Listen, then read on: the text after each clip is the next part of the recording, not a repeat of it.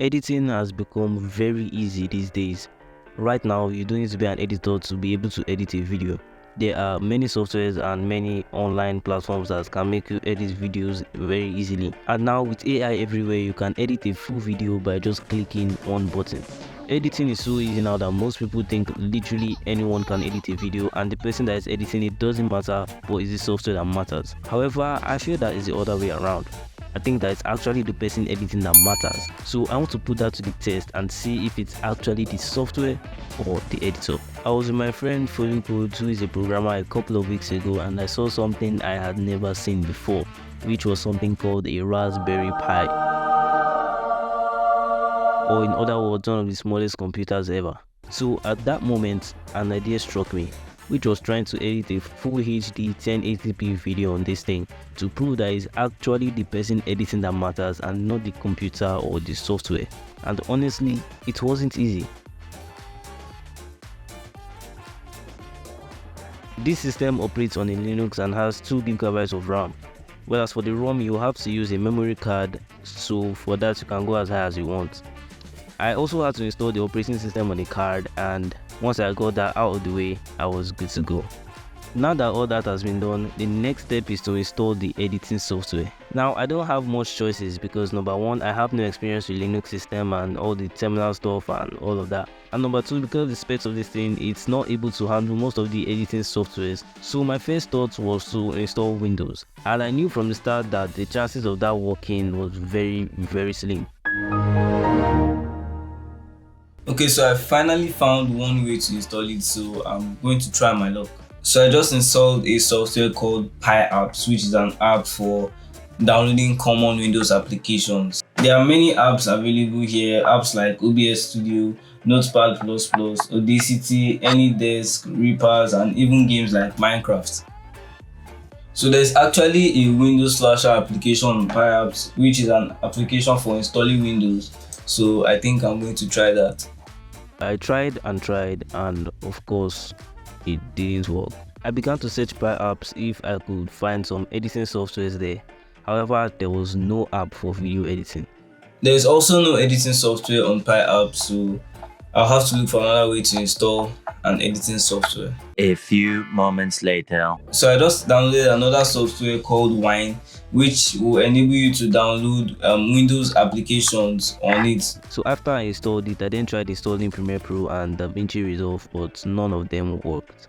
I've tried installing a few editors, but none of them are working also for some reason. So after many frustrating hours, I stumbled on this video on YouTube.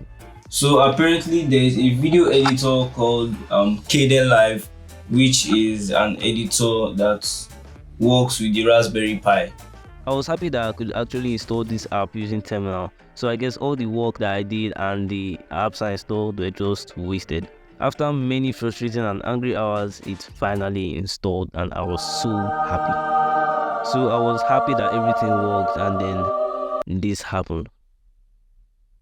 I felt like crying at this point because I didn't know what to do. So the app is actually opening, but it just closes on its own.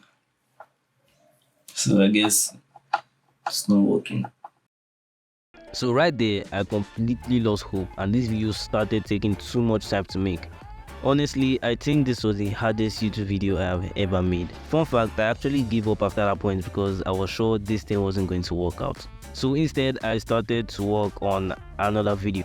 After almost 2 days, I saw the Raspberry Pi again, and I just wanted to try one more time. So this time I went to Google and I was seriously searching on how to install any editing software on the system, because at that point I was desperate. So finally I saw this web article on how to install an editing software called OpenShot on the Raspberry. Now at that time I had never heard about that editor and I didn't have a choice, so I just had to work with it and install it. It was actually the same process as installing the Kdenlive, which was simple. So finally, after several days of trial and error, I've finally been able to install an editing software in this Raspberry Pi. However, something that shocks me about this editor is that it works with Blender, which is an app for 3D animation.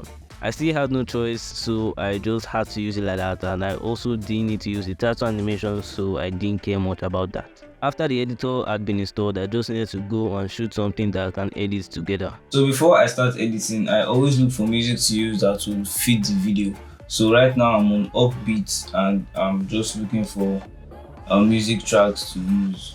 By the way, if you want to learn more about Uppbeat, then just click the link in the description below. The editor is actually really easy to understand, but it was just too basic.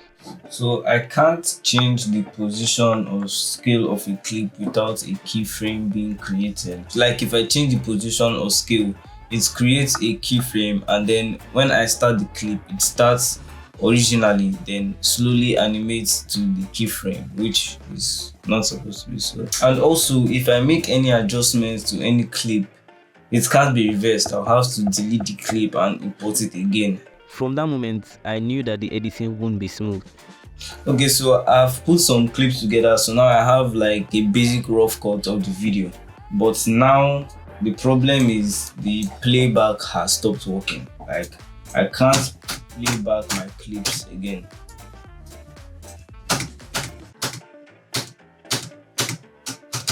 So I had to scrap that project and start a new one, and it was all going well until this happened. Apparently, Premiere Pro isn't the only editor that crashes. So later that day, I saw a video on YouTube on how to edit 1080p videos on the Raspberry Pi. I immediately watched it and noticed something that he did before he started editing. So apparently, in order to edit quality videos on this Raspberry Pi, you have to do what is called overclocking, which is like a setting to get the maximum performance from the system. So I just downloaded an app called Commander Pi, which will allow me to overclock it so that I'll get the maximum performance from it. So after I did that, I decided to start editing all over again. So I'm just going to use basic cuts throughout the video that are also synced with the music that I'm using. I'm also going to speed up and slow down some clips so that to make it more interesting. I have to say though, editing with this thing was a total nightmare, and honestly, I don't think I ever want to do that again. The editor that I was using was very limited, and after some time the system would just start overheating seriously and it would start getting really slow. But I just had to continue because first of all, this video was way overdue, and secondly, I still wanted to prove my point. Although the video might not be good, I actually had fun using this thing, even if it wasn't built for video editing. Some of you guys that may be programmers might have this laying around somewhere and not know that it could do most of these things. Anyway, even though the process wasn't easy, I still had fun, and hopefully I was able to prove my point. So the video has successfully exported and I'm going to show all of you guys right now, but first please make sure to like this video and subscribe to this channel. It will really help and also spread the content to a wider audience. Also, I'm trying to get to 500 subscribers, so please make sure to subscribe, please. So without further ado, here's the video.